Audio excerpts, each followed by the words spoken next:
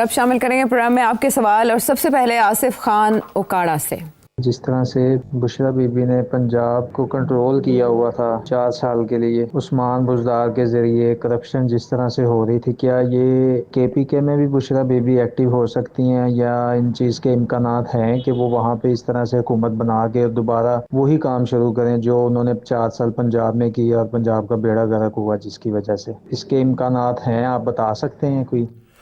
देखिए, वहाँ तो गंडापुर साहब बैठे हैं ना, तो गवर्नमेंट तो उन्हीं की है, तो गंडापुर साहब को भी तो इमरान खान ने नॉमिनेट किया है। तो मेरा नहीं ख्याल बुशरा बीबी वहाँ वो कर सकेगी जो उन्होंने पंजाब में किया है। गंडापुर साहब जो वहाँ होगा वो गंडापुर साहब ही करेंगे, वो आपको बांट वाँट नहीं होनी। I think Gandapur will not let Bushra Bibi run the KP province.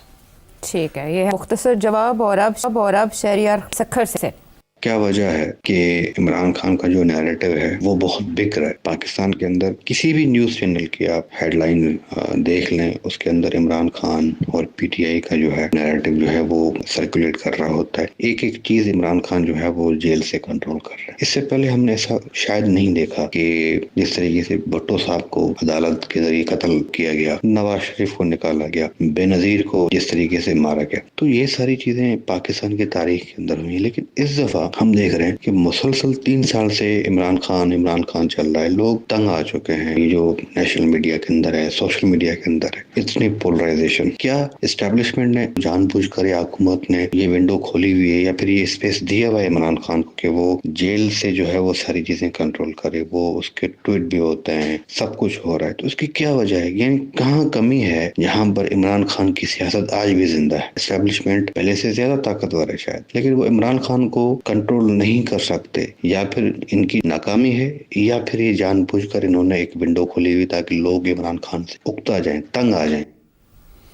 नहीं, ये आखिरी वाली बात तो बिल्कुल नहीं है कि जी लोग विंडो खोली हुई है ताकि लोग इमरान खान से तंग आ जाएं। मगर पहली 2 बातों में कुछ वज़न है, मैं एक्सप्लेन करता हूँ। देखिए, इसको कहते हैं प्रोजेक्ट इमरान खान। प्रोजेक्ट इमरान खान कोई 2010-11 में शुरू हुआ। इसके अंदर इस्टेब्लिशमेंट, उस वक़्त की इस्टेब्लिशमेंट का बहुत बड़ा रोल था। उनका ये प्रोजेक्ट था कि अब बहुत हो गया है, नवाज़ बेनज़ीर इनको फ़ारग किया जाए और एक ऐसा प्रोजेक्ट लॉन्च करते हैं जिसके बिल्कुल बरखुरदार हो, जिसको सियासत आती हो और वो हर बात हमारी माने और उसके ज़रिए हम चलाएं। और वो एक नया कैंडिडेट होना चाहिए जो उसके थोड़े बहुत लोग हीरो वर्शिप भी करते हों। तो ये चुन के एक प्रोजेक्ट इमरान खान बना शुरू में, और कोशिश की गई कि उसकी पार्टी जो है वो जल्दी से ऑर्गेनाइज हो जाए। आपको याद होगा लाहौर में लॉन्च किया था ये प्रोजेक्ट। और पहले ये कोशिश की गई कि इनको मुशर्रफ के साथ मिला दिया जाए और उनको कहा जाए एक ही पार्टी बना लें आप। मगर Imran Khan was not ready to work under Musharraf और Musharraf was not ready to work under Imran. So ये प्रोजेक्ट पहला मरहला जो था वो कामयाब नहीं हुआ। फिर इन्होंने इमरान को कहा अपनी पार्टी जल्दी से ऑर्गेनाइज़ करो, इलेक्शंस करवाओ और जल्दी से ऑर्गेनाइज़ करो, और 2013 के इलेक्शन आ रहे हैं, तुमने जीतने हो। मगर खान साहब नहीं कर पाए। आपको याद होगा इनकी इलेक्शन कमीशन के अंदर भी फूट पड़ गई थी और इलेक्शन भी इन्होंने गलत करवाए, जिसकी वजह से वो चैलेंज हो गए। और इनके चीफ इलेक्शन कमिश्नर और एक जज साहब थे, वो दोनों ही उन्होंने इनकार कर दिया। उन्होंने कहा जी गड़बड़ हो रही है यहाँ, तो ठीक नहीं हुआ। तो वो अपनी पार्टी भी ऑर्गेनाइज नहीं कर सके। विद द रिज़ल्ट जब इलेक्शन सर पे चढ़ गई 2013 की, तो वो कोई ख़ास कामयाब नहीं हो सके उसमें। वही पीपल्स पार्टी और नून लीग जो थे वो फ्रंट रनर्स थे। तो उसके बाद 1 साल गुजर गया तो इन्होंने कहा कि अब तैयारी करो, अब नवाज शरीफ को हमने निकालना है और इमरान खान को अब फुल सपोर्ट करके लेके आना है अब। और इसीलिए वो प्रोजेक्ट इमरान खान को फिर जैसे कहते हैं टीका लगाया। और वो प्रोजेक्ट इमरान खान शुरू हुआ कि जी 2013 की इलेक्शन जो थी वो रिग्ड थी। शुरू ही बात 4 सीटों से पहुंच गई 35 पंचर पे, और उसके बाद खान साहब ने धरने शुरू कर दिए और वो पूरी इस्टेब्लिशमेंट के सपोर्ट के साथ वो इस्लामाबाद पहुंच गए। और फिर आपको पता ही है उन्होंने पूरी कोशिश की 2 साल फ्रॉम 2014 to 2016, जिसमें रहील शरीफ साहब का ज़माना था। एक चीफ़ गया था, दूसरा चीफ़ आया था, तसलसल चल रहा था। मगर ना रहील शरीफ कामयाब हो सके, ना इमरान खान कामयाब हो सका। यहाँ तक कि इन्हें मौलाना ताहिरुल कादरी को भी इंपोर्ट कर लिया था कनाडा से, और लॉन्ग मार्चेस भी किए, मगर फिर भी गवर्नमेंट तकड़ी रही, गवर्नमेंट नहीं गिरी। और एक स्टेज ऐसी भी आई कि नवाज शरीफ साहब को कहा गया कि आप घर चले जाएं रिज़ाइन करके, नहीं तो मार्शल लॉ लग जाएगा और नवाज शरीफ साहब ने कहा लगाना तो लगा दो, मैं नहीं जा रहा कहीं। तो फिर जाना पड़ गया रहील शरीफ साहब को घर। तो वो जो प्रोजेक्ट था वो ख़त्म नहीं हुआ, वो प्रोजेक्ट उसके बाद भी चलता रहा और उसमें फिर उन्होंने अदालतों का सहारा लिया और आपको पता ही है कौन से चीफ जस्टिस ने इनका साथ दिया और उन्होंने फाइनली नवाज शरीफ साहब को 2017 में छुट्टी करा दी और 2018 के इलेक्शन की पूरी तैयारी की हुई थी कि अब हमने इमरान को लेके आना है। और आपने देखा कि 2018 में वो किस तरीके के साथ इमरान को लेके आए और दे मेड श्योर कि ना नवाज शरीफ ना आसिफ ज़रदारी इस पार्टी वुड विन। और वो इलेक्शन में आपको याद है कि इमरान खान फिर भी हार रहा था और आरटीएफ सिस्टम ब्रेकडाउन करके और उनको जिताया गया। तो ये इमरान प्रोजेक्ट जो है ये अब इसको चलते हुए 2010-11 से ये चल रहा है। तो आप सोचिए कि 13-14 साल हो गए हैं इस प्रोजेक्ट को। इस प्रोजेक्ट के अंदर एक पूरी नई जनरेशन आ गई है और इस प्रोजेक्ट के अंदर एक नया सोशल मीडिया का टूल जो है वो बन चुका है। और आपको पता है कि उस वक्त की जो इस्टेब्लिशमेंट थी उन्होंने किस तरीके के साथ, कितनी मेहनत के साथ सोशल मीडिया के ज़रिए, बाजवा साहब थे एक जो कि ISPR के हेड थे और उन्होंने हंड्रेड्स की तादाद में बच्चों को हायर किया हुआ था to start the social media groups and to promote Imran and to undermine the other two parties. तो ये बहुत बड़ा वसी प्रोजेक्ट था इस्टेब्लिशमेंट का, प्रोजेक्ट इमरान। अब उसको टर्न बैक करना एक बटन के साथ वो टर्न बैक नहीं होता, बिकॉज आपने एक पूरा कल्ट बना लिया बाहर, एक पूरी जनरेशन जो है उसके जहन के अंदर एक कुछ बातें बैठा दी हैं। और सोशल मीडिया इतना पावरफुल है कि दे हैव टेकन होल्ड, अरे एक कल्ट बन चुका है।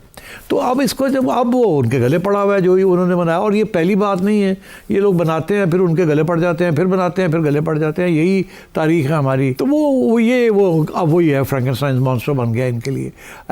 तो इसको बटन दबाने के साथ ये नहीं होगा। उधर से जो दूसरी जो जमातें हैं उन्होंने भी कोई ख़ास कारकर्दगी नहीं दिखाई, उनकी तरफ से भी कोई सोशल मीडिया प्लेटफॉर्म, कोई इनोवेटिव थिंकिंग, कोई बयानियाँ, कोई इस किस्म की चीज़ नहीं है।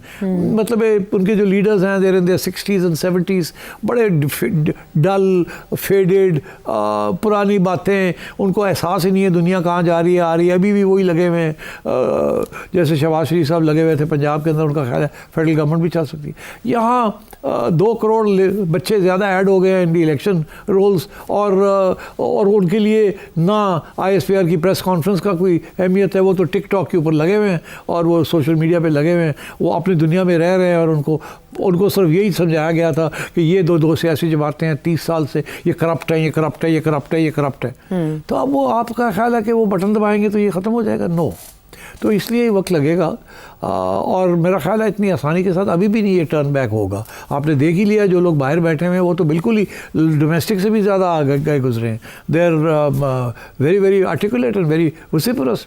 और बाय द वे ये इसमें से बहुत से वॉलंटरी लोग हैं who actually believe in this and so therefore कोई साजिश नहीं है, कोई कुछ नहीं है, ये गलतियां जो हैं they been piled on piled and इसलिए अभी हम इस सूरत में आए हैं। और ये इसको किस तरीके से आगे जाके इसको रिवर्स करना है या कोई सोल्यूशन ढूंढनी है, that is the challenge. And उसके ऊपर फिर बात हो सकती है।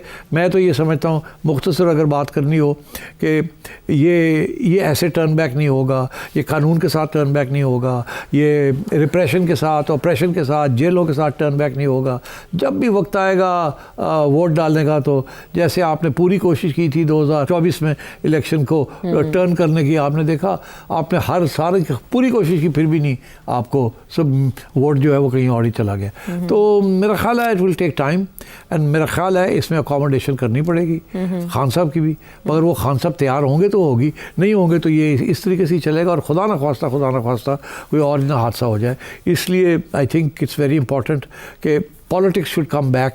ये जो आइडियोलॉजिकल पॉलिटिक्स चल रही है यहाँ, this is dangerous for Khan Sahab, for PTI, for Pakistan and for the establishment. यानी इमरान खान साहब के लिए भी डेंजरस है। लेकिन एक हिस्सा जो शहरिया रहमान साहब के सवाल का है वो ये कि इससे पहले कभी ऐसा नहीं हुआ कि एक चीज़ जेल से कंट्रोल हो। सेठ साहब ये कैसे? अच्छा, ये बात ये जी कि मैं नहीं समझता कि जेल से कंट्रोल हो रही है। पहले शायद हो रही होगी, अब तो नहीं हो रही। मगर ये है कि अब तो ये कह रहे हैं कि पाकिस्तान से भी कंट्रोल नहीं हो रही। ये तो लोग बैठे हुए हैं बाहर वही खुद पॉलिसीज बना के चला रहे हैं। यहाँ तक कि अब हमें ये कहा जा रहा है कि खुद पीटीआई के जो लीडर्स हैं वो बड़े शर्मिंदा हैं कि जो बाहर बैठे हुए हैं पीटीआई के सोशल मीडिया एक्टिविस्ट, वो आर्मी चीफ को डायरेक्टली अटैक कर रहे हैं और ये कह रहे हैं मत करो मत करो मत करो, हमारे लिए स्पेस छोड़ो, हमने बात करनी है, आगे रास्ते खोलने हैं। और वो लगे हुए हैं, वो कहते हैं नहीं खोलने देंगे। वो ज़्यादा इनकलाबी हो गए हैं from those on the ground over here. तो इस किस्म की सिचुएशन चल रही है। It will take time. मैं ये समझता हूँ ये उस वक्त तक मामला जो है संभलेगा नहीं जब तक इमरान खान बाहर नहीं आएंगे। अब बात यह है कि वो बाहर आए, कि टर्म्स के ऊपर बाहर आए, क्या आगे अंडरस्टैंडिंग हो, किस किस्म की इलेक्शन देनी है आपने, कब देनी है, इमरान खान को पावर मिलेगी नहीं मिलेगी, किन टर्म्स के ऊपर मिलेगी, क्या होगा। These are the issues that you have to discuss. But वो कह रहे हैं कि ये अगर आप मुहावरा की इजाज़त दें और माइंड ना करें पीटीआई वाले, तो the genie is out of the bottle. Genie को बॉटल में नहीं डाला जा सकता। अब जीनी के साथ नेगोशिएशन ही करनी पड़ेगी। जिन बोतल से बाहर आ चुका है उसे वापस नहीं डाला जा सकता। लेकिन इमरान खान साहब को जेल से कैसे बाहर लाया जा सकता है, इसका रास्ता कोई ना कोई निकालना। 10 दिसंबर को बानी पीटीआई को अडयाला जेल से केपी जेल मुंतकिल करने की दरखास्त पर भी समाअत होने जा रही है। क्या पता रास्ता कहाँ से निकले। बहरहाल सादत साहब सऊदी अरब से, सईद अब्बासी साहब शंघाई से और डॉक्टर ज़ेब साहब कराची से, आपके सवाल भी बहुत इंटरेस्टिंग थे। आपके सवालों का शुक्रिया। मजीद सवालों के लिए नंबर है आपके सामने। अगले प्रोग्राम तक के लिए इजाज़त दें।